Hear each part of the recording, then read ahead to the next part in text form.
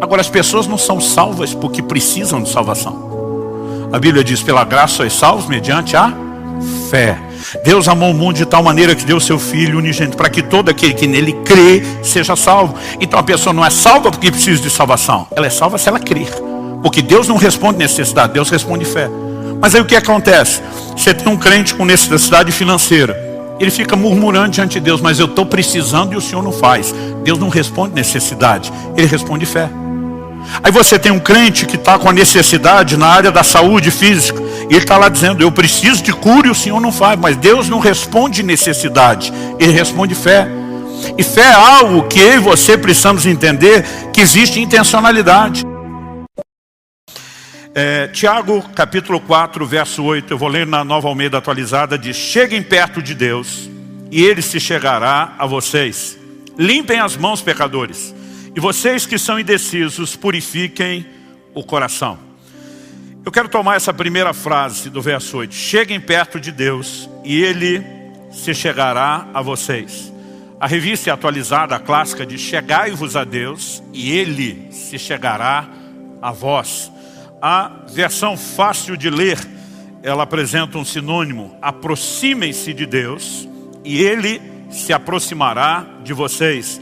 Não importa qual seja a variação de tradução que a gente use, o que você vai encontrar em comum aqui é o elemento reciprocidade. E o tema da minha mensagem hoje é a reciprocidade de Deus.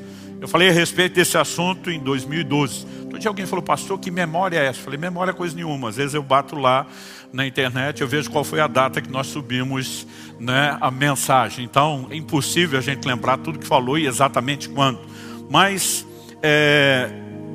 em 2012 eu falei a respeito disso e esses dias eu fiquei chocado constatando há quanto tempo eu não mexia no assunto. Embora muitas vezes a gente pega uma parte de uma mensagem, põe dentro da outra, muda a roupagem, tenta falar as mesmas coisas, os mesmos princípios. Se há algo ao qual eu tenho dado importância nos últimos anos, é enfatizar a responsabilidade humana, né? Não apenas o elemento do livre-arbítrio, mas a responsabilidade do homem na dinâmica de relacionamento com Deus. E quando nós falamos de reciprocidade, a definição de reciprocidade no dicionário é o ato de ser recíproco. Eu não sei se você já teve a mesma experiência que eu, mas você vai consultar o dicionário, você fala, agora eu preciso descobrir a definição da definição que eu li, né? O ato de ser recíproco. E o que é recíproco? O dicionário define como aquilo que se dá ou se faz em recompensa de coisa equivalente, ou seja, mútuo. Então, reciprocidade é mutualidade. Deus basicamente está dizendo, vou espelhar seu comportamento. Se você se chega a mim, eu me achego a você. Se você se aproxima de mim, eu me aproximo de você. Por conseguinte, aplicando a lógica, se você não se aproxima de mim, eu não me aproximo de você. Eu sei que a gente precisaria de tempo se fosse detalhar, mas podemos fazer uma distinção entre o comportamento de Deus em relação ao homem antes e depois do encontro com Cristo por meio da conversão. Né? Alguém pode alegar, mas a Bíblia diz, onde abundou o pecado, superabundou a graça. Né? A Bíblia diz, nós só o amamos porque Ele nos amou primeiro. Existe sempre um movimento inicial de Deus, oferecendo graça, nos atraindo a Ele. Mas existe uma necessidade que a gente interage e corresponda. E Deus, Ele interage com a nossa própria interação. Esse princípio, ele está em toda a Bíblia. Eu particularmente amo ler e estudar a Bíblia, procurando assuntos que são recorrentes, encontrando aquilo que a gente possa classificar como padrão. E a reciprocidade de Deus em relação ao homem na Bíblia é um padrão, né? Alguns às vezes questionam, e a soberania de Deus fica onde? Né? Quase como quem diz, você está fazendo de Deus um refém do comportamento do homem. Eu digo para as pessoas, em primeiro lugar, não estou fazendo nada. Quem decidiu que fosse assim foi o próprio Deus soberano. Foi Ele que instituiu a lei, foi Ele que fez as afirmações, foi Ele que fez as declarações. Nós apenas estamos lendo a palavra de Deus e trazendo a informação que Ele queria que nos alcançasse. E, normalmente, eu digo para as pessoas, segundo, o Deus soberano é soberano do jeito que Ele quer, não do jeito que você gostaria que fosse. né? Então, se Deus tivesse ser soberano do seu jeito, ele seria refém do seu conceito de soberania. Então, as pessoas às vezes criam tantas dificuldades para não aceitar aquilo que aparece de forma clara, explícita na Bíblia. É lógico que essa lei não anula a soberania de Deus, ela a reflete, porque foi Ele que estabeleceu. Ela não afeta necessariamente elementos do propósito de Deus. Não estou falando que você escolhe o tipo de dom, de ministério. Essas atribuições são dadas a Deus. Você não escolhe necessariamente tudo o que você vai viver. O livro de Tiago diz lá no capítulo 4, dos versos 13 a 15, vocês que dizem, hoje ou amanhã, né, moraremos em tal cidade, negociaremos, ganharemos dinheiro, deveriam dizer, se o Senhor quiser. Agora, onde quer que Deus queira te colocar geograficamente, onde quer que Deus queira te colocar ministerialmente, em termos de dom e de propósito, a intensidade do seu relacionamento com Ele, a dimensão da sua frutificação, não depende de um ato unilateral de Deus. Depende de você, depende das suas atitudes. E eu quero te mostrar isso pela palavra de Deus. Então, vamos começar falando do trato de Deus conosco. Eu não sei você, mas eu me lembro de uma época na minha caminhada com Deus, onde quando eu ouvia testemunhos de intervenção de Deus, eu sempre sentia um misto de alegria com tristeza. Alegria por perceber, Deus ainda faz, está acontecendo hoje, né? Isso sempre traz uma certa esperança para o nosso coração. Mas o misto de tristeza era, não acontece comigo, só com os outros. E aí vinha, ao mesmo tempo que aquela esperança de é possível, aquela frustração, mas parece que Deus faz para os outros e não faz para mim. E eu percebo muita gente estacionada nesse lugar de frustração, sem a compreensão de que Ele pode intencionalmente provocar manifestações maiores de Deus na sua vida. Então, para você que anseia mais de Deus, eu quero que você entenda a sua responsabilidade, como você pode intencionalmente caminhar para esse lugar. Em 1 Samuel, no capítulo 2, no verso 30, Deus diz assim, eu honro aqueles que me honram, mas os que me desprezam, eu desprezarei. Do que é que Deus está falando? Mutualidade, reciprocidade. Ele diz, você me honra, eu te honro de volta. Você me desonra, eu também te trato com desonra. Ou seja, se nós entendemos que isso não é uma informação, né, isolada num canto da Bíblia, não se trata apenas, já temos uma segunda repetição, mas é um padrão ao longo de toda a Escritura. Eu não quero esgotar o assunto, mas eu quero te dar vários exemplos bíblicos de como esse princípio é apresentado, sustentado por Deus. Por exemplo, em Levítico, no capítulo 26, Deus está falando a respeito do momento em que o povo se afastasse dele, pecasse contra ele e que haveria juízo. O juízo, na perspectiva do entendimento bíblico, tem que ser visto não como Deus agindo com birra, né, fazendo pirraça tipo criança. Ah, é? Você não me tratou bem, eu também vou acabar com a sua raça. Nós precisamos entender a revelação de Deus, que até o juízo é uma expressão do amor, da bondade de Deus, chamando o homem a um lugar de arrependimento e conserto. Mas Deus diz o seguinte, depois de anunciar o juízo que viria se pecarem, Ele diz em Levítico 26, 23, se ainda com isso, vocês não se corrigirem e não voltarem para mim, porém andarem em oposição a mim, outras versões dizem contrários a mim, verso 24, eu também serei contrário a vocês, e eu mesmo os ferirei 7 vezes mais por causa dos seus pecados. Então, o que é que Deus está falando aqui? Novamente, mutualidade, né? Se vocês forem contrários a mim, eu serei contrário a vocês. No segundo livro de Crônicas, no capítulo 15, nós temos uma palavra profética liberada durante o reinado de Asa. Verso 1 e 2 de 2 Crônicas 15 diz assim, o Espírito de Deus veio sobre Azarias, filho de Oded, que saiu ao encontro de Asa e lhe disse, Asa e todo Judá e Benjamim, escutem, o Senhor está com vocês, enquanto vocês estão com Ele. Se o buscarem, Ele se deixará achar, mas se o deixarem, Ele também os deixará. 3 afirmações na sequência, falando de reciprocidade. O Senhor está com vocês, enquanto vocês estão com Ele. Se vocês o buscam, Ele se deixa achar, mas se vocês o deixarem, Ele também os deixará. Né? Cada uma das 3 afirmações reflete o mesmo princípio de reciprocidade. E esse trato de Deus conosco precisa ser entendido. E qual a razão de Deus comunicar isso? Ele não espera que apenas a gente possa, no final da vida, fazer uma avaliação e descobrir. Então foi por isso que eu vivi dessa forma. Ele quer que você, munido dessa informação, intencionalmente, possa dizer, peraí, se eu tratar Deus de forma diferente, eu serei tratado por Ele também de forma diferente. E é isso, exatamente isso, que a Escritura sinaliza.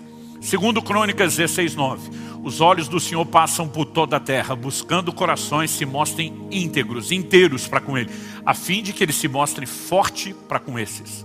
Deus vai mostrar a sua força e o seu poder para todo mundo? Não. Ele está procurando onde estão aqueles corações que são totalmente meus.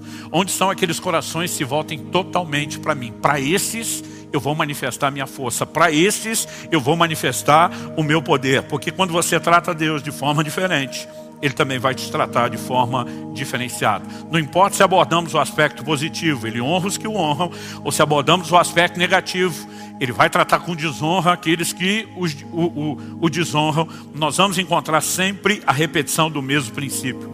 Em Números capítulo 14, verso 24, Deus fala sobre Caleb.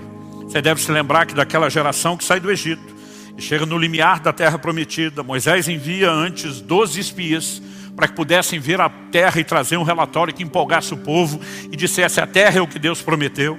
A Bíblia diz que 10 daqueles 12 espias voltam com um relato negativo. Olha, a terra é boa, mas tem gigantes, tem problema, vai ser difícil. E a Bíblia diz que eles desanimaram o coração do povo. Resultado, de uma geração inteira, só 2 homens, Josué e Caleb, entraram na terra prometida. Qual a distinção que a Bíblia faz entre os 2 que entraram e o resto de uma geração que não entrou? Todo mundo tinha o mesmo Deus. Todo mundo tinha a mesma promessa. Todo mundo estava diante dos mesmos desafios. Então, se todo mundo tem o mesmo Deus, a mesma promessa e o mesmo problema, por que é que 2 superam e o resto de uma geração não? Atitude. Eu e você precisamos entender que o trato de Deus conosco está relacionado às nossas atitudes, e isso tem a ver com reciprocidade. Tanto uma disposição de honrá-lo, como a questão de fé, e eu quero abordar as 2 coisas aqui. Há um momento onde Deus fala especificamente sobre Caleb, Números 14, 24. E diz, porém, o meu servo Caleb, visto que nele houve outro espírito, diferente dos que desprezaram a terra. Deus diz, porque nele houve outro espírito e perseverou em seguir-me, eu farei entrar na terra que espiou, e a sua descendência a possuirá. Deus está dizendo, ele perseverou em me seguir, ele me levou a sério, eu vou honrá-lo. O resto de vocês, não. Então, quando você olha para as Escrituras, não importa se você está olhando o registro de uma pessoa, se você olha o relato de um povo, de uma geração, o princípio, ele é sempre o mesmo, reciprocidade.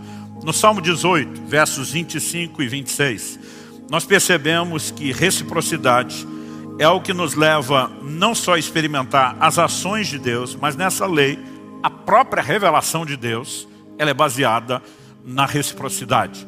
Então no Salmo 18, 25 e 26 nós lemos, para com quem é fiel, fiel te mostras.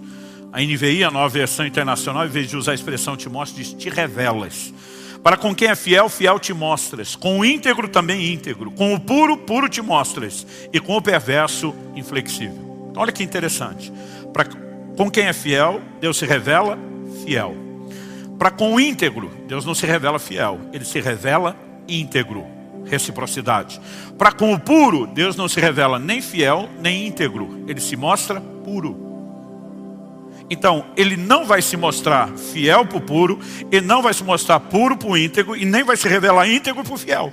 Embora Deus seja todas essas coisas. Mas por causa da lei de reciprocidade ou mutualidade e de sua atitude e fidelidade, não só permite que você experimente minha fidelidade, mas que você entenda minha fidelidade. Sua atitude e integridade permite que você não só desfrute, mas que você compreenda a minha integridade. Sua atitude e pureza permite ter acesso ao entendimento da minha pureza e, consequentemente, das minhas ações na sua vida.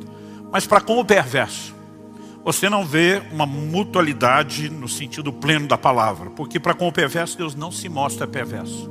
Por que não? Porque não há perversidade em Deus. Então Deus diz, para você eu não tenho nada para mostrar, mas a minha atitude em relação a você é de resistir. Então, algumas versões diz, ao perverso Deus resiste, outra diz, para com o perverso ele é inflexível. Então, de qualquer forma, nossa atitude, ela determina se teremos ou não a revelação de Deus, mas certamente ela determina qual será a ação de Deus nas nossas vidas. E quando olhamos para a palavra de Deus, esse tipo de informação, eu acredito que ela não é só importante, eu a classificaria no nível de fundamental, de essencial. Por exemplo, Romanos capítulo 2, verso 9, diz que Deus não faz acepção de pessoas. Isso significa o quê? Que Ele ama todos nós igualmente. Isso significa que Deus não tem filhos prediletos. Eu não admito a ideia de Deus ter filho predileto, a menos seja eu. Aí eu posso abrir uma exceção. Mas salvo isso, não. Então assim, durante toda a minha caminhada com Deus, cada vez que eu vejo alguém que experimentou algo de Deus, eu estou olhando para aquilo dizendo, é um precedente, uma jurisprudência. Deus fez por ele, pode fazer por mim. Porque a Bíblia diz que Deus não faz acepção de pessoas. Todos nós somos igualmente amados. Esse é um bom momento para você dar um glória a Deus, um amém. Agora, deixa eu te dizer algo. Deus não faz acepção de pessoas, mas Ele faz acepção, distinção de atitudes. E isso é inquestionável quando olhamos na palavra de Deus. Então vamos, em primeiro lugar, olhar a questão de Deus não faz acepção de pessoas. Em Êxodo, no capítulo 30, nós temos um tipo de oferta específica que é mencionado. Eu quero ler Êxodo 30, do 12 ao 16. Deus orienta Moisés e diz, quando você fizer recenseamento dos filhos de Israel, cada um deles dará ao Senhor o resgate de si próprio quando você fizer a contagem, para que não haja entre eles praga nenhuma quando você fizer a contagem. Lá na frente, quando você lê o segundo livro de Samuel, e descobre que no censo de Davi, que não só ele fez contrário à direção de Deus, mas não levantou essa oferta, a história termina exatamente com a praga tocando a nação. E Deus já estava dizendo antes, trabalhando esses conceitos de causa e consequência. Então ele diz, vai ter recenseamento, cada um dê sua oferta de resgate. Verso 13, todo aquele que for incluído na lista dará isso, 6 gramas. Isso, na verdade, tem a ver com a prata. E ele diz o seguinte, 6 gramas, segundo o peso padrão do santuário, que é de 12 gramas. Então, essas 6 gramas são oferta ao Senhor. Todo aquele que for incluído na lista de 20 anos para cima, dará oferta ao Senhor. Olha o verso 15. O rico não dará mais de 6 gramas, nem o pobre dará menos, quando derem oferta ao Senhor, para fazer expiação pela vida de vocês. Você receberá o dinheiro das expiações dos filhos de Israel, e usará para serviço na tenda do encontro, e será para a memória dos filhos de Israel diante do Senhor, para fazer expiação pela vida de vocês. Ao longo das Escrituras, todas as demais ofertas, elas estão relacionadas com a condição de cada um. Então, por exemplo, em 1 Coríntios 16, você vai ver Paulo falando, né, em relação à coleta para os santos, cada um de vocês ponha de parte no primeiro dia de semana, conforme a sua prosperidade. Não era todo mundo que contribuiria exatamente com o mesmo valor. Por quê? Nós temos uma diferença de posse, de aquisição, de poder aquisitivo. Por exemplo, quando uma criança nascia, iria ser consagrada ao Senhor, apresentada no templo, havia uma oferta. Mas essa oferta ela podia variar de acordo com as posses da pessoa. Então, se fosse uma família muito pobre, que não pudesse oferecer, por exemplo, um animal maior para o sacrifício, então seria apresentados 2 pombas, né, ou rolinhas. E você vai perceber que essa foi exatamente a oferta que José e Maria fazem no templo por Jesus, o que indicam que não era uma família de muitas posses financeiras. Então, aquilo que as pessoas ofertariam sempre estava relacionado às suas condições. Mas como a oferta de resgate fala do valor que cada um tem diante de Deus, Deus diz, nessa oferta, e essa é a única exceção, Deus diz, o pobre não dá menos e o rico não dá mais. Por quê? Aquela oferta representava o valor de cada um. E Deus está dizendo, aos meus olhos, todo mundo tem o mesmo valor, todo mundo tem a mesma importância. Quem está entendendo isso? Agora, falando ainda de oferta, o apóstolo Paulo em 2 Coríntios, no capítulo 9, no verso 6, ele traz uma orientação muito clara.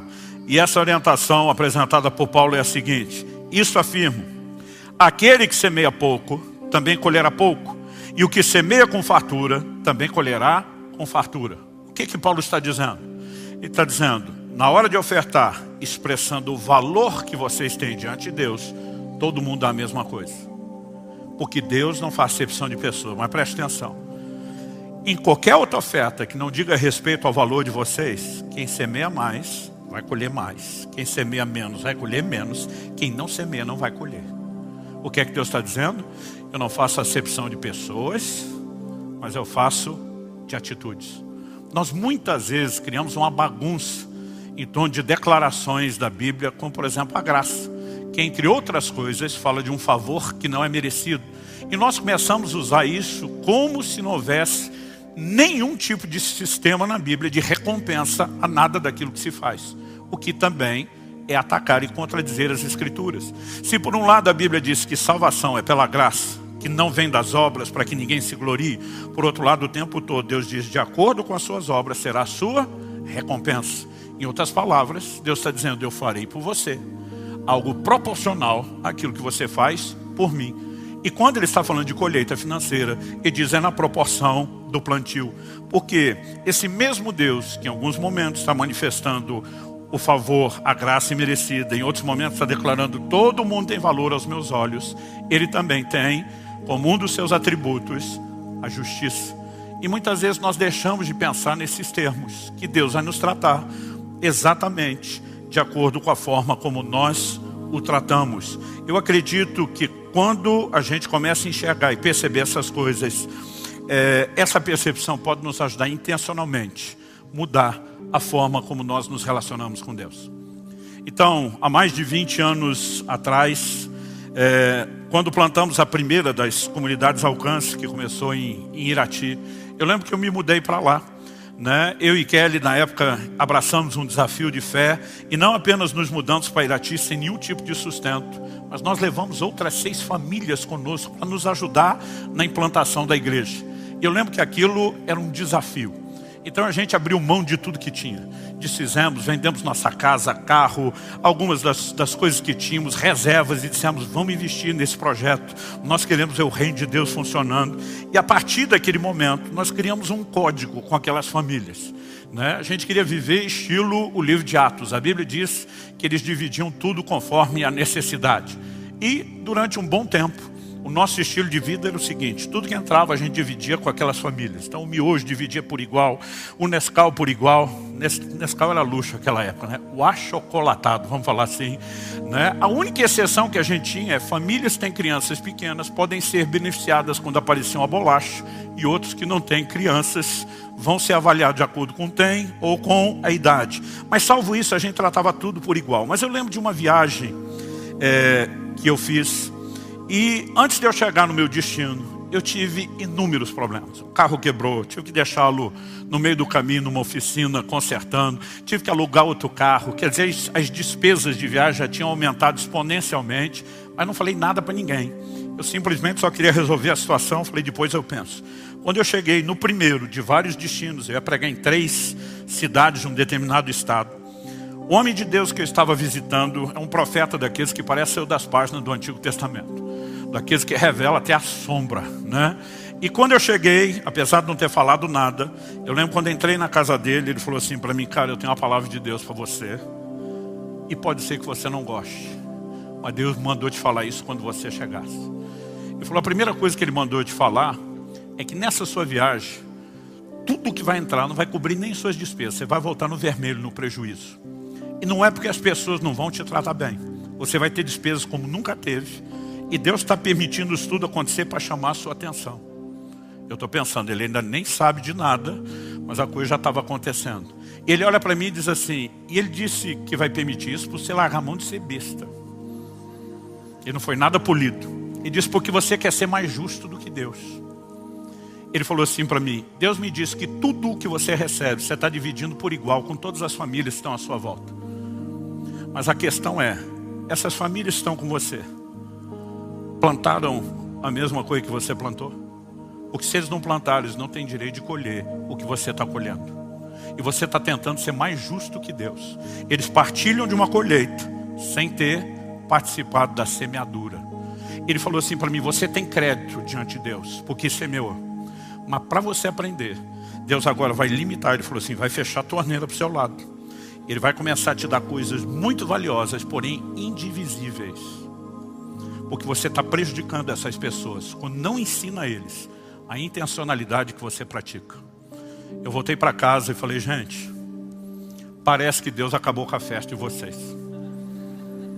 Eu falei, nenhum de vocês está plantando o que nós estamos plantando. Vocês estão se doando aqui no trabalho e eu acredito que vocês merecem ser honrados. Mas eu acredito que Ele quer que vocês entendam um princípio que tem funcionado para mim e para Kelly. Eu falei, e os próximos anos, aqueles de vocês não entendem isso nessa conversa, vocês vão perceber olhando para a nossa vida, tudo que Deus vai fazer por nós. E eu espero que pelo menos vocês possam entender depois com atraso, mas que vocês entendam os princípios. Sabe, de fato aquilo tudo que Ele disse começou a acontecer. Nós começamos a ser abençoados com coisas preciosas, mas que não dava para dividir. E aquilo começou a chamar a atenção daquelas pessoas. E o testemunho que eu tenho de muitos deles foi que de fato eles acordaram e disseram, peraí, nós não só podemos, mas nós precisamos ser intencionais naquilo que nós fazemos. Quem está entendendo? Porque as pessoas, como eu falei, elas pegam uma parte da doutrina em detrimento de outra. Outro dia um cara falou assim para mim, eu não entendo sua dedicação a Deus. Eu falei, por que não? Ele falou assim,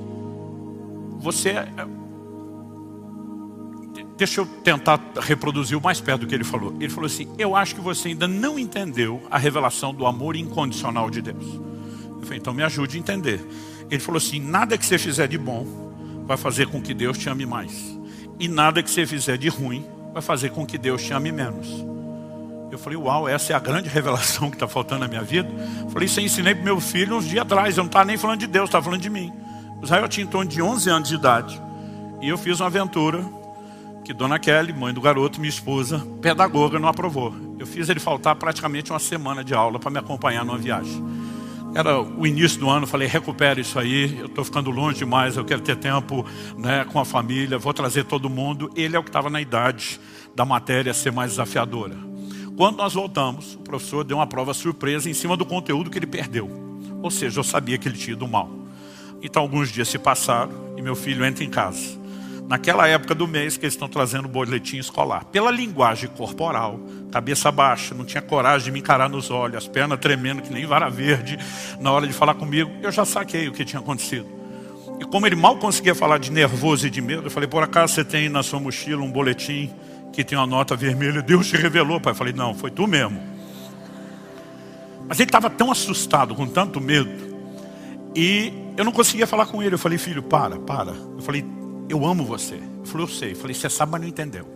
Eu falei, o meu amor por você é incondicional.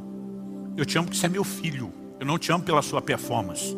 Eu falei para ele, nada que você fizer de bom vai fazer eu te amar mais. Nada que você fizer de ruim vai fazer eu te amar menos. Pensa numa cara de alívio estampada no rosto do piá. Só que logo depois do alívio, o ar começou a mudar para uma cara de malandragem. E ele não precisava falar para eu saber o que ele estava pensando. Ele estava pensando alguma coisa mais ou menos assim. Então liberou geral. Porque se nada que eu fizer de bom vai fazer o Senhor me amar mais e nada que eu fizer de ruim vai fazer me amar menos, por que é que o meu comportamento tem que ser diferente? Mas quando eu vi a carinha mudando de alívio para malandro, eu falei para ele, eu já sei o que você está pensando aí, então deixa eu te explicar algo. O meu amor por você fala do valor que você tem por mim. Agora eu espero que eu também tenha valor e importância para você. E esse é um outro assunto que se chama agradar. Se você quiser me agradar, sua boa atitude vai funcionar. Se você quiser me desagradar, sua má atitude vai produzir resultado, independente do tanto que eu lhe amo. Aí as pessoas hoje em dia ficam falando de um amor condicional, incondicional de Deus, como se justificasse, viva de qualquer forma. Deixa eu te dizer algo. O que determina o seu destino não é o amor incondicional de Deus, são suas atitudes. João 3,16, Deus amou o mundo de tal maneira que deu seu Filho unigênito para que todo aquele que nele crê não pereça, mas tenha vida eterna. O amor de Deus fez Deus oferecer salvação para todo mundo. As pessoas serão salvas porque Deus as ama? Não. A Bíblia diz para que todo aquele que nele crê. Então, é salvo quem crê. E quem não crê, o verso 18 de João 3 diz, condenado. Então você tem gente indo para o inferno que Deus ama incondicionalmente. Mas mesmo seja incondicionalmente amado por Deus, vai se lascar. Por quê? Porque a sua maneira de tratar Deus não foi correta. E nossas atitudes vão influenciar e determinar o nosso destino. Quem está entendendo a diferença? Então eu falei para aquela criatura que estava me questionando, dizendo que não tinha revelação. Falei, o amor incondicional de Deus fala do valor que você tem para Ele. Sua disposição de agradá-lo, porque isso é doutrina bíblica, gente. Jesus diz em João, no capítulo 8, no verso 29, falando do Pai, ele diz, eu faço tudo o que lhe agrada. Em 1 Tessalonicenses, no capítulo 4, no verso 1, Paulo diz: finalmente, irmãos, pedimos a vocês e os exortamos no Senhor Jesus, que assim como aprenderam de nós a maneira como devem viver e agradar a Deus. Então eles ensinavam um estilo de vida, qual era o padrão do cristianismo, e ele diz como devem viver e agradar a Deus. Ele diz, e efetivamente estão fazendo que vocês continuem progredindo cada vez mais. Então você vai ver Paulo dizendo em Romanos 8:8, os que estão na carne não podem agradar a Deus. A Bíblia dizendo em Hebreus 11:6, sem fé é impossível agradar a Deus. Há toda uma doutrina na palavra de Deus sobre agradá-lo. O amor incondicional dele para comigo e para com você fala do valor que nós temos diante dele e de um Deus que não faz acepção de pessoas. A doutrina de agradá-lo fala da importância que ele tem para nós e de como nossas atitudes vão gerar consequências e vão afetar o nosso destino. Essas duas coisas não podem ser apresentadas de forma isolada. Elas têm que ser entendidas de forma combinada e a verdade está no todo e não apenas em uma ou outra parte. Quem está entendendo, diga amém. Deixa eu correr aqui. Segundo lugar, o desdobramento do trato de Deus conosco. Eu quero destacar uma ideia e um conceito. Quanto eu e você vamos experimentar de Deus? Essa decisão não é unilateral da parte do Senhor. A verdade é que o limite não está em Deus. Se Deus é onipotente, pode todas as coisas, operar todo tipo de milagre, de intervenção, todo e qualquer nível de conquista, a pergunta, o limite está em quem? Eu aprendi isso quando ainda era um adolescente, prestes a entrar ali naquela fase da juventude, que o limite não está em Deus, o limite está em nós. E é importante que você saiba disso. Se você puder, falar para algum vizinho ao seu lado, aí mesmo se você não conhece, fala, você é o limite. Ou seja, o mover de Deus será na minha e na sua vida do tamanho da nossa fé. As pessoas precisam parar de achar que Deus responde necessidade. Deus não responde necessidade, Deus responde fé. Então deixa eu explicar isso. A Bíblia diz em Romanos no capítulo 3, verso 23, todos pecaram e destituídos estão da glória de Deus. O homem já nasce em pecado, separado de Deus, sentenciado ao inferno e precisando de salvação. O que Deus seja louvado nos foi providenciado em Jesus. Agora as pessoas não são salvas porque precisam de salvação. A Bíblia diz, pela graça sois salvos mediante a fé. Deus amou o mundo de tal maneira que deu o seu Filho unigênito para que todo aquele que nele crê seja salvo. Então a pessoa não é salva porque precisa de salvação. Ela é salva se ela crer. Porque Deus não responde necessidade, Deus responde fé. Mas aí o que acontece? Você tem um crente com necessidade financeira. Ele fica murmurando diante de Deus, mas eu estou precisando e o Senhor não faz. Deus não responde necessidade, Ele responde fé. Aí você tem um crente que está com a necessidade na área da saúde física. E ele está lá dizendo, eu preciso de cura e o Senhor não faz. Mas Deus não responde necessidade, Ele responde fé. E fé é algo que eu e você precisamos entender que existe intencionalidade. Não só em exercitar a fé, mas em fazer a nossa fé crescer. Então, se eu e você vamos experimentar de Deus, algo que é proporcional, dimensional à nossa fé, e queremos mais, mas não investimos no crescimento da nossa fé, como é que nós vamos chegar lá? Romanos 10:17 diz, a fé vem por ouvir, e ouvir a palavra de Cristo. Uma vez perguntaram para alguém, era um ministro com muito resultado nessa área de cura, mas ele nunca chegava orando de cara com os enfermos. Ele gastava dias, às vezes semanas, em campanhas de ensino, fundamentando as pessoas na palavra antes de começar a orar. Um dia perguntaram para ele, por que você acha que alguns crentes têm tanta dificuldade para receber a cura? Ele diz, porque eles alimentam o corpo com 3 refeições quentes por dia, mas alimentam o espírito com um sanduíche frio por semana. Basicamente, como eu ouvi um dia alguém declarar, o que falta para muito crente é vitamina B, Bíblia. Sem fé, eu e você não iremos muito longe. O que Deus fará na minha e na sua vida é do tamanho da nossa fé. Segundo Reis, capítulo 13, é um de muitos exemplos. O profeta Eliseu dá uma palavra profética para o rei Joás, dizendo, olha, você vai exterminar o seu inimigo em Afeca até os consumir. Deus vai dar vitória completa. Ele diz para ele, atira no chão. O homem atira 1, 2, 3. Quando ele para, é a hora que eu imagino um Eliseu dizendo, por que parou? Parou por quê? E diz, 5 ou 6 vezes você tinha que ter ferido o chão. E diz, então você teria ferido o inimigo até os consumir do jeito que Deus prometeu. Aí ele olha e diz, agora só vai ferir 3 vezes. O que é que o céu estava dizendo para aquele homem? Algo parecido com o que Jesus dizia no seu ministério terreno. Seja feito conforme a sua fé. Se eu e você não compreendemos que estabelecemos limites e que nós podemos intencionalmente removê-los, nós não vamos muito longe. Romanos capítulo 5, verso 2, nos mostra que pela fé nós temos acesso à graça. Tudo aquilo que é disponibilizado na graça só tem um acesso, fé. Agora, quanto de fé eu e você iremos manifestar depende da nossa decisão de crer e confiar em Deus e de alimentar e exercitar a própria fé. Logo, não importa o assunto que a gente trabalha, eu vou dizer que essa lei, ela sempre se repete, é recorrente. Nós passamos o mês de setembro aqui ensinando sobre vida no Espírito. E eu lembro que uma das ênfases que demos foi Ezequiel 47, falando sobre o rio de Deus, dizendo, é você que entra no rio, não é o rio que invade a sua vida. Quanto mais você afunda, quanto mais você se entrega, mais controle ele assume, reciprocidade. Terceiro e último lugar, diz respeito a valorizarmos ou cuidarmos dos interesses de Deus. Eu acredito que esse também é um entendimento que precisa encher o meu e o seu coração e nos levar a atitudes de intencionalidade. Eu quero ler textos tanto do Antigo Testamento como do Novo e mostrar que o padrão se sustenta, não importa se falamos da Antiga ou da Nova Aliança. Em Êxodo, no capítulo 34, Deus diz o seguinte no verso 23, 3 vezes por ano, todo homem deve aparecer diante do soberano Senhor, o Deus de Israel. Então, de todas as festas de Israel, 3 eram destacadas como principais.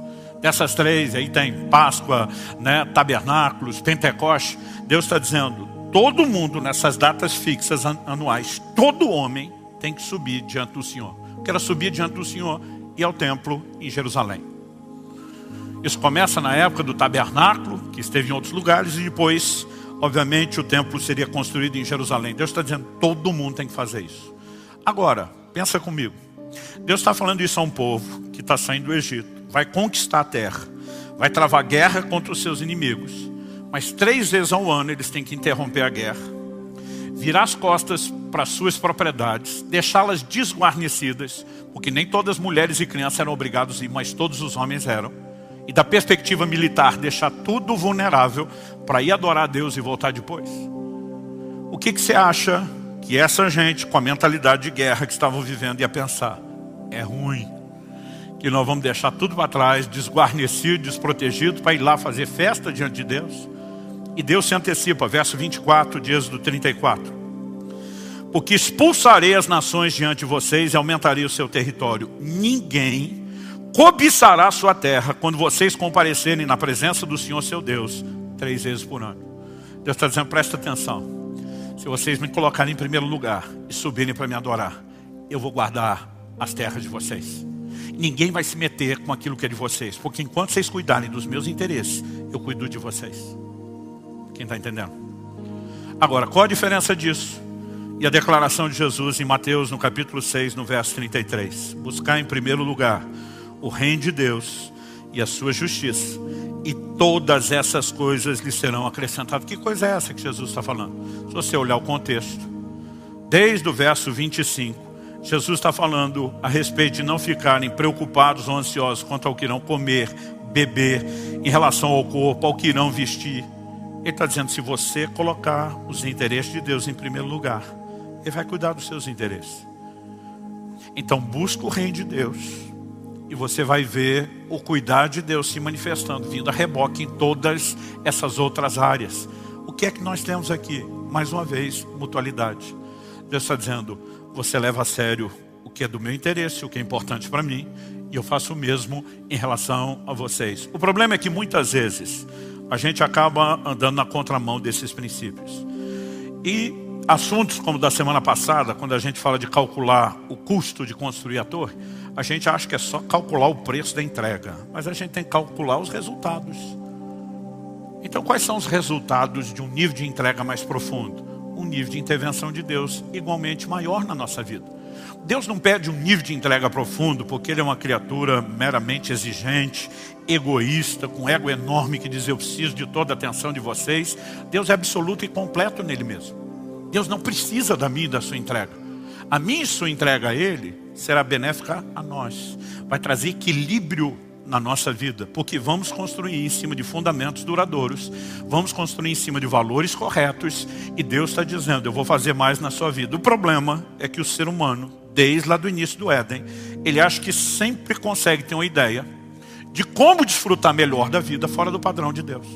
Então Deus está dizendo, você pode comer de todas as árvores. Essa aqui não, se comer vai dar ruim.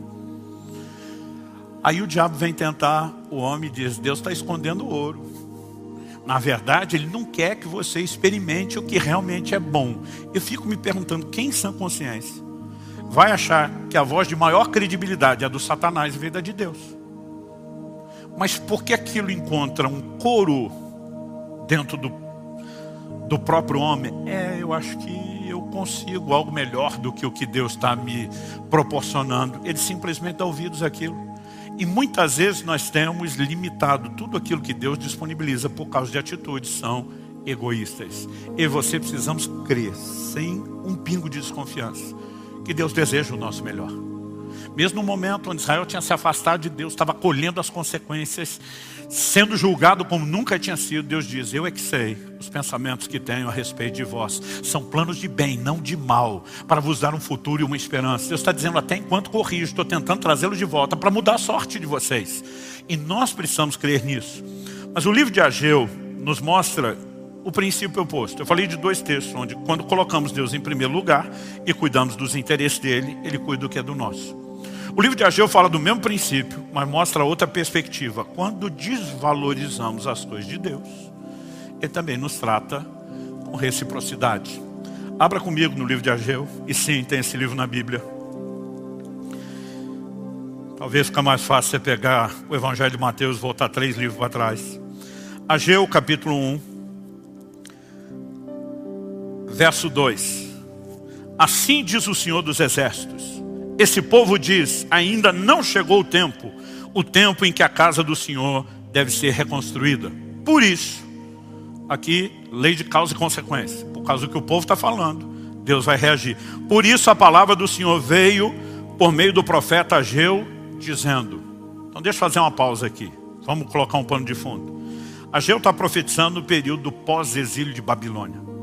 A nação de Israel tinha sido levada em cativeiro pela Síria e a nação de Judá, o reino do sul, junto com Benjamim, foram levados cativos para a Babilônia. Deus disse que o cativeiro babilônico, por meio do profeta Jeremias, teria duração de 70 anos. E Deus deu todas as razões. Agora, no final do período, esse povo está voltando para a terra. A cidade de Jerusalém está sendo reconstruída. As casas estão sendo reconstruídas. Mas a casa de Deus está abandonada. E o povo está justificando. Não chegou a hora de cuidar da casa de Deus. Verso 4. Qual foi a palavra de Deus? Acaso é tempo de vocês morarem em casas luxuosas, enquanto esse templo permanece em ruínas? Portanto, assim diz o Senhor dos Exércitos, considerem o que tem acontecido com vocês. A NVI diz, vejam aonde os seus caminhos os levaram. Deus diz, dá uma olhada à volta. Eu vou ajudar vocês a entender o que é que está acontecendo. Aí ele explica, verso 6. Vocês semearam muito e colheram pouco. Comem, mas isso não chega para matar a fome. Bebem, mas isso não dá para ficarem satisfeitos. Põem a roupa, mas ninguém se aquece. E o que recebe salário, recebe-o para colocá-lo numa sacola furada. Bem moderno esse texto. Bem contemporâneo essas informações. Verso 7. Assim diz o Senhor dos Exércitos, considerem o que tem acontecido com vocês. Verso 9. Vocês esperavam que fosse muito, mas o que veio foi pouco. E esse pouco, quando o levaram para casa, eu o dissipei com um sopro. Deus está dizendo, não foi Satanás, fui eu. E por quê? Pergunta o Senhor dos Exércitos. Porque o meu templo permanece em ruínas, enquanto cada um de vocês corre por causa da sua própria casa. Ele diz, vocês cuidam dos seus interesses, mas não cuidam do meu. E depois espero que eu cuide dos interesses de vocês. Deus está dizendo, de jeito nenhum. Olha o verso 10. Por isso, causa e consequência. Por isso os céus retêm o seu orvalho, a terra não produz os seus frutos. Fiz vir a seca sobre a terra e sobre os montes, sobre o cereal, sobre o vinho, sobre o azeite, sobre o que o solo produz, sobre as pessoas, sobre os animais e sobre todo o trabalho das mãos. O verso 12 vai mostrar que o povo vai atender a voz do Senhor. Começando o governador, o sumo sacerdote, até o povo. A Bíblia diz que eles atenderam a voz do Senhor, que o povo temeu o Senhor. E a Bíblia diz que há um despertamento e eles começam, de fato, um posicionamento para reconstruir a casa de Deus. Então vamos valorizar o que é do interesse de Deus. Depois a gente cuida do nosso. Qual foi a resposta de Deus? Vamos pular para o capítulo 2, verso 15. Deus diz, agora considerem tudo o que aconteceu desde aquele dia. Antes de vocês terem começado a colocar pedra sobre pedra no templo do Senhor, antes daquele dia, e Deus está falando de um dia específico onde a obra começou. Deus diz, antes daquele tempo, alguém vinha a um monte de trigo esperando encontrar 20 medidas e havia somente 10. Vinha ao lagar para tirar 50 medidas e havia somente 20. Eu os feri com queimaduras, com ferrugem, com granizo, em tudo o que vocês fizeram. Mas não houve entre vocês quem voltasse para mim, diz o Senhor. Lembrando aqui mais uma vez que o propósito do juízo ainda é expressar misericórdia, é estabelecer conserto e trazê-los para a parte boa da lei da reciprocidade. Mas Deus diz no verso 18, por isso, desde o dia de hoje, desde o 24º dia do 9º mês, Deus está dizendo, pode marcar na folhinha, no seu calendário, desde o dia em que foram lançados os alicerces do templo do Senhor, traduzindo, onde vocês pararam de colocar suas coisas em primeiro lugar e colocaram a minha, Deus diz, desde esse dia, considere o seguinte, ainda há sementes no celeiro?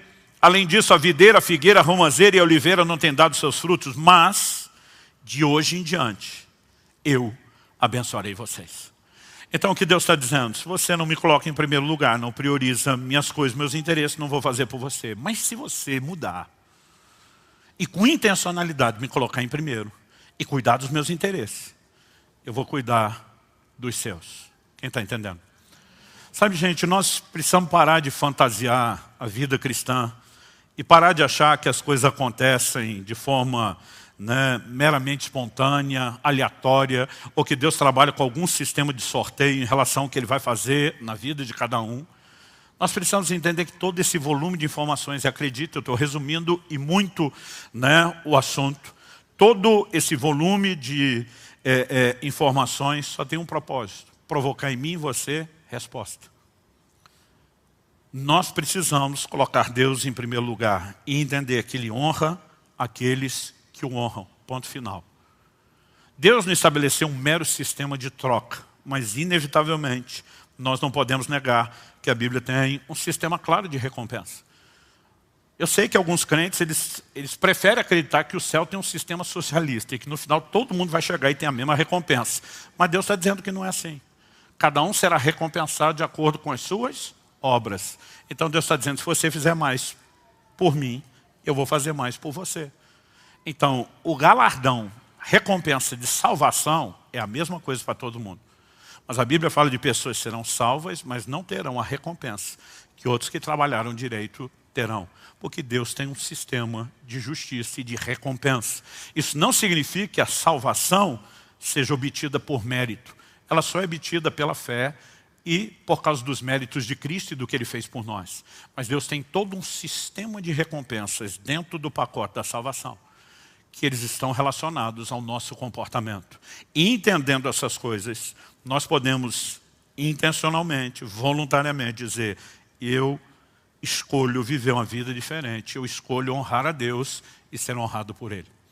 E quando você começa a viver dessa forma e remover limites e entrar num lugar mais profundo em Deus, onde a sua própria fé cresce, e a sua fé crescendo, as intervenções de Deus também, isso se torna um ciclo progressivo, uma espécie de bola de neve, vai aumentando e aumentando e aumentando. E eu quero dizer para você, há um lugar extraordinário para ser vivido em Deus. Nenhum de nós precisa se conformar com um lugar de mediocridade. Mas, não importa o que você esteja vivendo, Deus, de alguma forma, está o tempo todo tentando dizer, você determina até onde você vai. Isso não significa, como eu falei antes, que nós vamos escolher algumas coisas. Então, por exemplo, 1 Coríntios 12 diz, o Espírito Santo distribui os dons conforme lhe apraz. Não sou eu que escolho o dom. Mas a Bíblia diz que nós temos que buscar com zelo os melhores dons. Então, mesmo aquilo que Deus disponibilizou, eu tenho uma responsabilidade de buscar. E na medida da minha entrega, eu determino qual a intensidade que eu vou experimentar do dom que Deus me deu. Eu posso não escolher o dom, mas a intensidade da manifestação depende da minha rendição, depende da minha entrega. E ao longo de toda a Escritura, nós vamos percebendo essa verdade. Então, não estou aqui dizendo que Deus é refém de todas as suas escolhas, mas que Ele estabeleceu uma lei espiritual, que é a lei da reciprocidade, e que eu e você precisamos não só entender, mas navegar com intencionalidade nessas águas, dizendo, é o que Deus espera de mim, é o que Deus espera de cada um de nós. e nós vamos fazer isso. Então, quando falamos já, como no domingo passado, de um profundo compromisso com Deus que precisamos ter, não estamos apresentando um Deus que é exageradamente exigente. Estamos falando de um Deus que estabeleceu um sistema, valores e princípios. Para que Ele possa fazer muito mais na nossa vida, nós temos que entender os princípios e nos relacionar de forma correta com eles. Você recebe essa palavra? Em nome de Jesus, feche seus olhos por um instante. Pai, nós oramos e pedimos graça e favor do alto. Nós precisamos, mais do que um momento de compreensão da Tua palavra que depois caia no esquecimento. Nós precisamos mais do que um impacto meramente emocional.